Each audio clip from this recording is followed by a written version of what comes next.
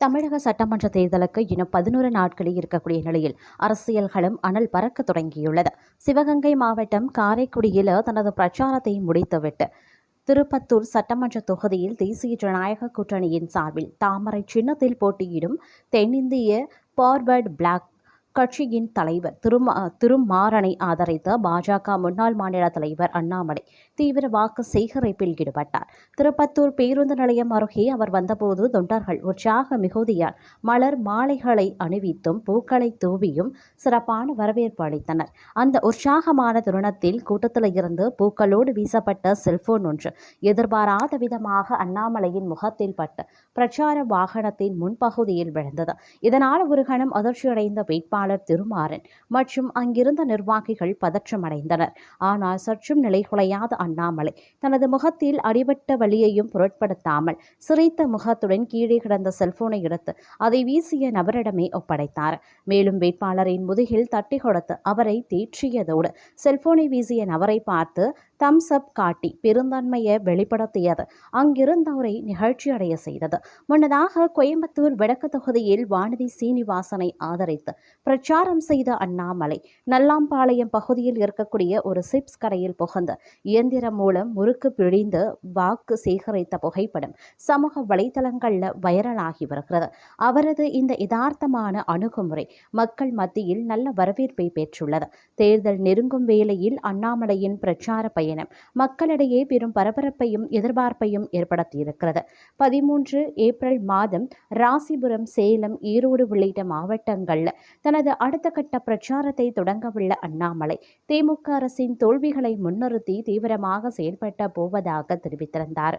திமுக ஆட்சியின் பொய்கள் மற்றும் ஊழலுக்கு முடிவு கட்டும் நேரம் இது என்று பதிவிட்டிருக்கக்கூடிய அவர் பொதுமக்கள் பெருந்திரளாக கூடி தேசிய ஜனநாயக கூட்டணிக்கு ஆதரவளிக்க வேண்டும் என்றும் வேண்டுகோள் விடுத்துள்ளார். தமிழக அரசியலில் நிலவும் இந்த அதிரடி திருப்பங்கள் தேர்தல் முடிவுகளில் இத்தகைய தாக்கத்தை ஏற்படுத்தும் என்பதை நாம் பொறுத்திருந்துதான் பார்க்க வேண்டும். இது ஒரு புறம் நிகழ்ந்து கொண்டிருக்க மற்றொரு புறமோ பாஜக முன்னாள் தலைவர் அண்ணாமலை அதிமுக தேசிய ஜனநாயக கூட்டணி வெற்றி பெற முழு உழைப்பை கொடுக்கிறார் என அதிமுக பொதுச் செயலாளர் எடப்பாடி பழனிசாமி தெரிவித்திருக்கார். அது மட்டும் இல்லாமல் இந்த தேர்தல்களும் தமிழகத்தில் நடைபெறவிருக்கக்கூடிய ஏப்ரல் 23 சட்டமன்ற சபை தேர்தல் பார்த்தீங்க அப்படின்னா வரதையொட்டி தேர்தல்களும் சூடுபிடிக்க ஆரம்பிச்சிருக்கிறதுங்க. அரசியல் தலைவர்கள் தீவிர பிரச்சாரத்தில் ஈடுபட்டு வருகின்றனர். இந்நிலையில் ஆங்கில செய்தி சேனல் ஒன்றிற்கு பேட்டியளித்த அதிமுக பொதுச் செயலாளர் எடப்பாடி பழனிசாமி பாஜக முன்னாள் தலைவர் அண்ணாமலை பற்றி பேசியிருக்கார். அதில் பாஜக 2024 மக்களவைத் தேர்தலில் தங்களுடன் கூட்டணி வைத்திருக்க வேண்டும் என்று நினைக்கிறீர்களா என்ற நிதியாளரின் கேள்விக்கு கூட்டணி என்பது அந்தந்த சூழ்நிலைக்கு தகுந்தவாறு அமைவது என்று பதிலளித்த எடப்பாடி பழனிசாமி அப்போது சூழ்நிலை எந்த மாதிரி இருந்தது, கூட்டணி அமையாததற்கு அண்ணாமலை காரணமா என்ற கேள்விக்கு அண்ணாமலையை பொறுத்தவரை எங்களுடன் சுமூகமாக இயற்கையாக இருந்து கொண்டிருக்கிறார். அவர் பாஜகவில் இருக்கிறார். ஆகவே அந்த கட்சி வளர்வதற்கு பாடுபட்டார். அதோடு தற்போது அதிமுக தேசிய ஜனநாயக கூட்டணியின் இணைந்த நிலையில் அவர் கூட்டணிக்காக தன்னுடைய கடுமையான உழைப்பை தந்து கொண்டிருக்கிறார் என்றார். மேலும் அண்ணாமலையுடனான உறவு குறித்து கேட்டபோது அவர் பாஜக, நாங்கள் அதிமுக, எங்களது கூட்டணி அமைந்தவுடன் கூட்டணி தர்மத்தின் அடிப்படையில் இந்த கூட்டணி வெற்றி பெறுவதற்கு முழு ஒத்துழைப்பை கொடுத்து வருகிறார், முழு உழைப்பை கொடுத்துள்ளார் என்று எடப்பாடி பழனிசாமி அவர்கள் தெரிவித்திருந்தார். இதையடுத்து பார்த்தோம் அப்படின்னா காரைக்குடியில் தொகுதி ஒரு குடும்பத்தின் பிடியில் இருப்பதால் இங்கு வளர்ச்சி இல்லை. இந்த நிலையை மாற்ற வேண்டும் என பாஜக முன்னாள் தலைவர் அண்ணாமலை அவர்கள் தெரிவித்திருப்பது மிகப்பெரிய அளவில் பார்த்தீங்க அப்படின்னா எதிர்பார்ப்பை ஏற்படுத்தி இருக்கிறது. அது மட்டும் இல்லாமல் காரைக்குடி தொகுதியில் என்டிஏ கூட்டணியில் போட்டியிடும் அமமுக வேட்பாளர் தேர்போகி வி பாண்டியை ஆதரித்த ஞாயிற்றுக்கிழமை காரைக்குடி வருமான வரி அலுவலகம் அருகே அண்ணாமலை பிரச்சாரம் மேற்கொண்டார். அவர் அப்போ என்ன சொல்லியிருந்தாருன்னா, காரைக்குடி நகரம் செட்டிநாடு கலாச்சாரத்தின் தலைநகரம். ஆனால் இங்கு இருக்கக்கூடிய இளைஞர்களுக்கு உள்ளூரில் வேலை கிடைக்காமல் வெளியூருக்கு செல்லும் நிலை உள்ளது.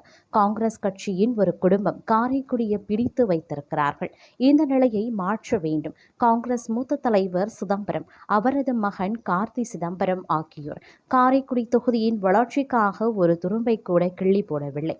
இந்த தொகுதியில் உள்ள எம்எல்ஏ மாங்குடி தனக்கு வாக்கு வாக்களித்த மக்களுக்கு எதுவும் செய்யாமல் சிதம்பரம் குடும்பத்தினர் பின்னால் ஒரு உதவியாளராக நிற்கும் அவல நிலையில் உள்ளார். காங்கிரஸ் கட்சியால் தமிழகத்திற்கு என்ன பலன் கிடைத்தது?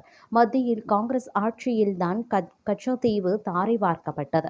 மீத்தேன், ஹைட்ரோ கார்பன் திட்டங்களை திமுக அனுமதித்துவிட்டு பாஜக மீது பழிய சுமத்துகிறது. நாட்டில் ஒவ்வொரு மாநிலமாக ஆட்சியில் இருந்து காங்கிரஸ் கட்சி விரட்டப்படுகிறது.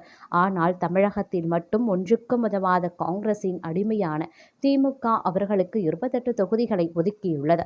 இது எப்படிப்பட்ட அடிமை கூட்டணி என்பதை இதில் இருந்தே தெரிந்து கொள்ளலாம். தமிழகம் அமைதி பூங்கா என்கிறார் முதல்வர் ஸ்டாலின். தமிழகத்தில் கடந்த 5 ஆண்டுகளில் 8008 படுகொலைகள், 2080 பாலியல் வன்கொடுமை வழக்குகள், 39,900 போக்சோ வழக்குகள் பதிவாகியிருக்கின்றன. இப்படிப்பட்ட மனிதர்களின் கைகளில் காரைக்குடி மறுபடியும் சிக்கிவிடக்கூடாது. காரைக்குடி வளர்ச்சியின் அடுத்த கட்டத்திற்கு செல்ல வேண்டும். இது ஆட்சி மாற்றத்திற்கான தேர்தல் என்பதை யாரும் மறந்துவிடக்கூடாது. அதனால் காரைக்குடி மக்கள் அனைவரும் ஒன்றுபட்டு தேசிய ஜனநாயக கூட்டணியின் வெற்றி வேட்பாளர் தேர்பூகி பாண்டியனை பெருவாரியான வாக்குகள் வித்தியாசத்தில் வெற்றி பெற செய்ய வேண்டும் என்று அவர் பேசியிருந்தார். அது மட்டும் இல்லாமல் தற்போதைய சூழ்நிலையில் பார்க்கும் பொழுது அடுக்கடுக்கான விஷயங்கள் பார்த்தோம் அப்படின்னா வந்து கொண்டிருக்கக்கூடிய நிலையில் நெல்லுக்கான ஊக்கத்தொகையை வழங்கக்கூடாது அப்படின்னு தமிழக அரசுக்கு மத்திய அரசு வலியுறுத்துவதாக தமிழக முதல்வர் ஸ்டாலின் சுமத்தியிருக்கக்கூடிய குற்றச்சாட்டு முற்றிலும் உண்மைக்கு புறம்பான அரசியல் உள்நோக்கம் கொண்ட தமிழக விவசாயிகளை திசை திருப்பும் நோக்கில் திட்டமிட்டு உருவாக்கப்பட்ட ஒரு திரிபு என மத்திய நிதியமைச்சர் நிர்மலா சீதாராமன் தெரிவித்திருக்காங்க. தஞ்சாவூர் திலகர் திடலில் மதசார்பற்ற முற்போக்கு கூட்டணி சார்பில் வெள்ளிக்கிழமை மாலை நடைபெற்ற பிரச்சார பொதுக்கூட்டத்தில் தமிழ்நாடு அரசுக்கு மத்திய அரசு அண்மையில் ஒரு கடிதம் அனுப்பியது. இப்படி கூட ஒருவரால் யோசிக்க முடியுமா என்பது போல அந்த கடிதம் இருந்தது. தமிழ்நாடு அரசு வழங்கக்கூடிய ஊக்கத்தொகையால் நெல் உற்பத்தி பெருகி வருவதாகவும் அதன் காரணமாக பல்வேறு பிரச்சனைகள் உருவாக்கி வருவதாகவும் அதனால் தமிழ்நாடு அரசு நெல்லுக்கு வழங்கி வரும் ஊக்கத்தொகையை மறுபரிசீலனை செய்ய வேண்டும் என அக்கடிதத்தில் மத்திய அரசு தெரிவித்துள்ளது. மொத்தத்தில் நெல்லுக்கு ஊக்கத்தொகை வழங்கக்கூடாது என அறிவுறுத்தி மத்திய அரசு நமக்கு கடிதம் அனுப்பியிருக்கிறது.